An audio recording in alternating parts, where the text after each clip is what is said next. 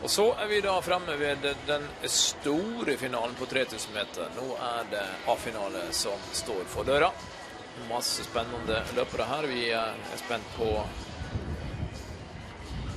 våre to knollåttotter, Sindre og Sondre, som skal ut og prøve seg mot ålreit motstand her på det feltet.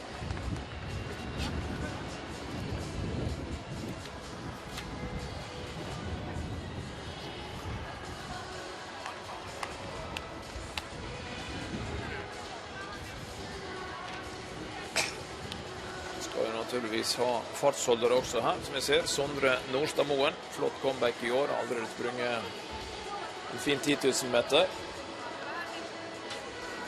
Skal da prøve seg på 3000 her i kveld, og med et bra svar på den distansen, så jo klart at Sondre en kandidat til Europamesterskapet i Zürich senere i sommer. Veldig fint å se han tilbake på banen.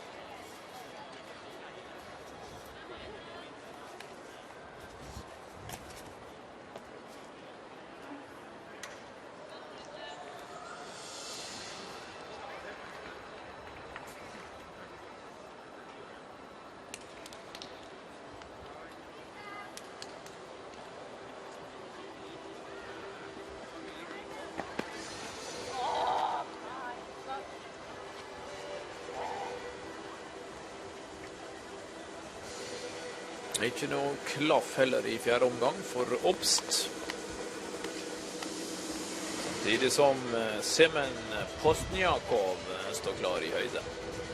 Har vi nå 2.13 ligger lista på, og det tredje og siste forsøk for russiske menn.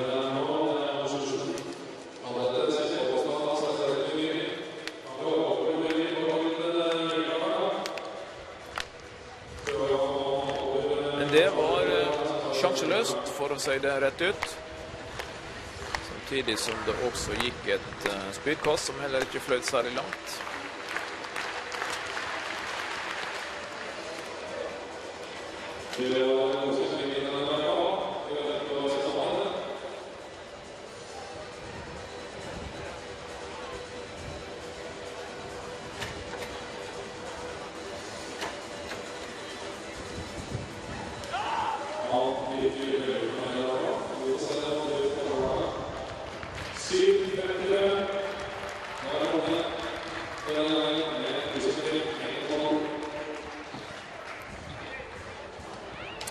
Før vi slipper av gårde 3000 meter feltet, så skal vi kanskje kikke de litt i korta. Vi har jo vært inne på våre venner Sindre Burås, finalisten vår fra VM på 5000 meter i fjor. Han har jo en personlig rekord på 7.53,91 for å være nøyaktig. Og vel i hvert fall kapabel til å kunne springe ned mot en sånn tid i dag. Nå det litt vind her på Bislett, vi må bare innrømme det, så det hemmer jo spesielt de som skal turnere 7,5 runder rundt oval. Dennis Licht fra Nederland har en pers på 7.55. Hans Christian Fløystad fra Norge har 8.04. Unge lovende Sindre Løkting har gjort 8.09. Så har vi Avet Gibram en Talem med 8.05. Han springer for Tjalve, kom fra Eritrea i fjor høst. Det var jo en historie fra junior-VM, snakker U18, der han har en 5. plass på 3000 meter. Videre skal vi nevne Magnus Hannevik Pettersen med startnummer 205. Unge fremadstormende mellomlanddistanseløper. Veldig spennende kar. Fra Danmark kommer Andreas Bueno, mest kjent som 1500 meter løper. I kveld det 3000, han har 3,40 på 1500. Sondre Nordstadmoen, persen til Sondre, gjør 8,01 på distansen. Og finner han tilbake til det nivået, så det veldig, veldig gledelig. Vi skal ha et spesielt øye til Sondre.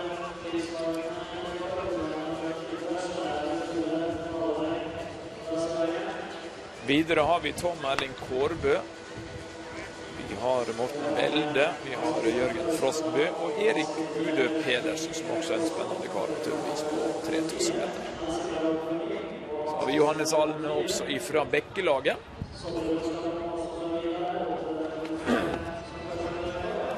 Vi klar for start på 3000 meter.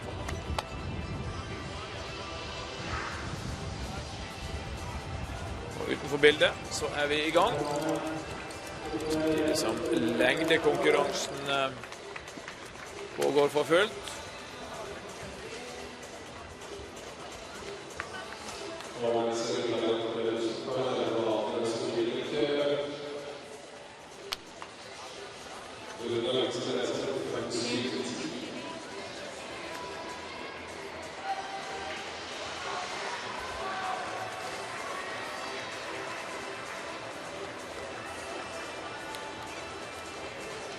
Springes 63 runder da, etter skjema her nå på 3000 meter. Det litt synd at fartsholderen får dra av gårde i eget tempo uten at løperne bak hekter på. Da blir det litt mislykket løp for de som skal ha den hjelpen som de får. Men frem til passering så springer jo han på den farten som avtalt. Nøyaktig 63 han på første runden, men feltet hekter da ikke på, så blir det litt ingenmannsland. Enten må da fartsholderen regulere ned sin fart, eller så må noen ta initiativ og tette den luka. Det jo gode nok løpere til å henge på den farten, ingen tvil om det, men vi ser at en del av de toneangivende de ligger ganske så forsiktig til i feltet.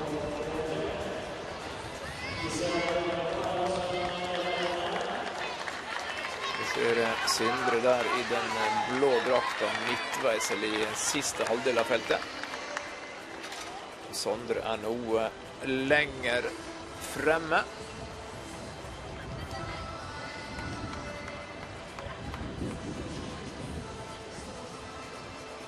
Ser vi at det i alle fall tetter seg luke frem mot fartsholderen. Vi skal bringe 1200 meter i den farten der, og da betyr at vi skal ha 1200 på cirka 3:10, eller i underkant av det. Så ser jeg omtrent på skjema som var lagt opp. Drøye 2.06, første 800. De som raske i hodet, de greier å regne ut at 63 på hver eneste runde, det gir en sluttid på 7.52,5.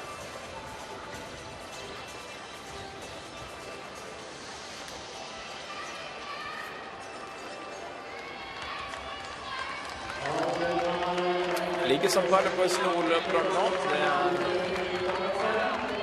en bra trøkk i løpet foreløpig.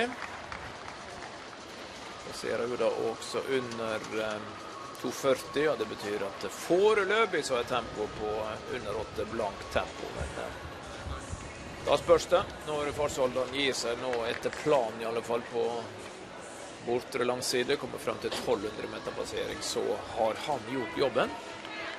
Det signaliserer han vel ganske så klart der borte, springer ut i bane 2, springer ut i bane 3, men fortsetter gjennom svingen. Hyggelig gjort for de som bak.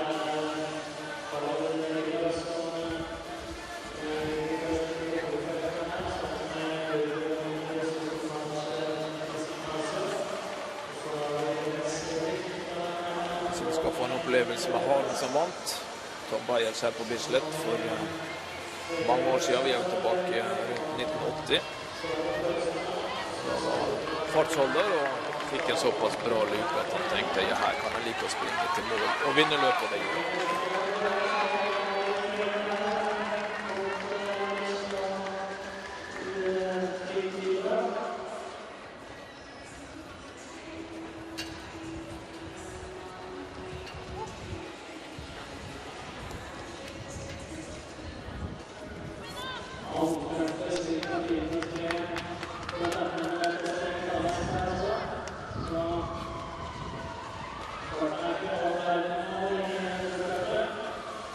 Ja, nei, det er ingen tvil om at løperen i tet, han har vel ikke da fått, jo, der får han beskjed om at jobben er gjort. Så jo veldig sprek og fin ut, så han kunne sikkert fortsatt noen runder til, det tror jeg. Da er det Dennis Licht, som er vår nederlandske venn, som plutselig er i tet. Kikker litt rundt seg han nå, før han da setter opp farten enda et lite trinn. Og Sondre Nordstad Moen tar plass i ryggen til Dennis Licht. Vi ser Sindre i den blå drakten litt lenger bak. Nå er i alle fall Knoll og Tott, som jeg velger å kalle de her, Sindre og Sondre, som har gjort så mye trening sammen gjennom de siste 4-5 årene. Det er nå fint plassert der fremme. Dennis Licht fra Nederland, her som drar nå. Frem til passering 2000 meter nede i svingen. Fint tempo nå på forestillingen, men klokka tikker over 5.20, så vi er over 8 blank tempo i øyeblikket, 8.05 tempo i øyeblikket. Da har de jo krefter i beina, de aller fleste på det tempoet her. Dennis Licht altså, han har personlig rekord på 7.55 fra 2011. Må springe knallhardt på de siste 800 meter han skal komme ned på den tida, for de har sølet vekk en del sekunder midtveis i løpet her. Så ser vi Sindre på vei opp, Sindre Burås er på andre plass nå. 2 runder igjen til mål, har en 8-10 meter frem der. Men er i alle fall nå med i bildet.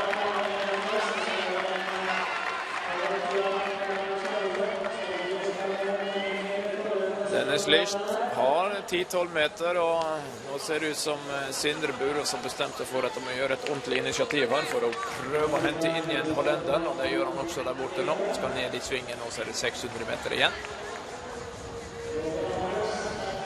Litt tyngre for Sondre, som vi nå ser der nede på 7.-7. plass der i den blå drakta. Allerede gjennomført løp også han, hvis han holder den farten til mål, men nå er det tett der fremme. Så ser vi at Licht har fått besøk av Sindre Burås. Han har fått enda mer besøk av Vegard Ølstad, som er den som nå går i tet frem til 500 meter igjen til mål. Vegard Ølstad, han tar en ordentlig røver han, men han må ikke erte på seg Sindre Burås alt for mye. Og ser han nå en runde for mål på 6.56. Kikker litt bak seg da, og da skjønner han kanskje at han hadde den store mannen fra Hurdal i ryggen. Sindre Burås, han er jo en slugger, og ved 300 meter igjen til mål, og så er han oppe på siden av Vegard Ølstad. Som nesten så ut som han spurte en runde for tidlig, hvis jeg skal få lov å ta en liten kalkulering på det. Jeg tror faktisk han trodde han var i mål da han hadde en runde igjen. Og nå er det Sindre Burås som er i tet.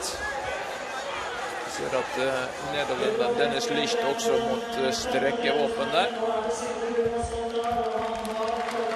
Går imot programmet sin seier da til Sindre Burås. Det er Naftalem som har andreplass i øyeblikket. Men Sindre Burås, han har krutt i beina. Klokka kommer til å stanse under 8 minutter, og en glimrende gjennomføring, og særlig slutt på dette løpet av Sindre Burås. Flott levert. Rundt 7.56 på Sindre Burås på en 3000 som gikk litt sakte midtveis, men mot slutten så viste Sindre at det er god treningsstatus i beina på Hurdal.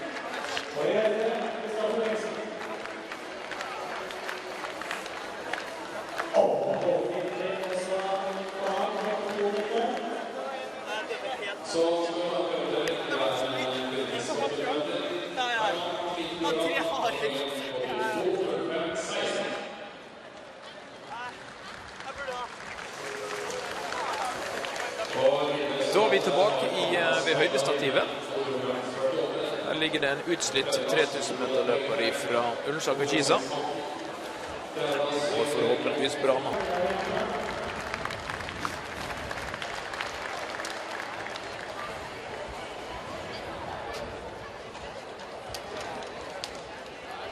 Sluttøya til Sindre Burås, den ble da 7.57,32 som vi ser. Ned fra Belgia 7.58,50 og Kibrag fra Eritrea 7.50,41. Licht, han måtte nøye seg med fjerdeplass. Ølstad stivnet litt også, som vi så. Jeg tror han spurte en runde for tidlig. Vi kan få høre om det i morgen. Sondre i mål på 8.07. Ja, det er et flott comeback-løp det på sprintdistansen 3000 meter for Sindre Korstadmo. Godt fornøyd med det. Erik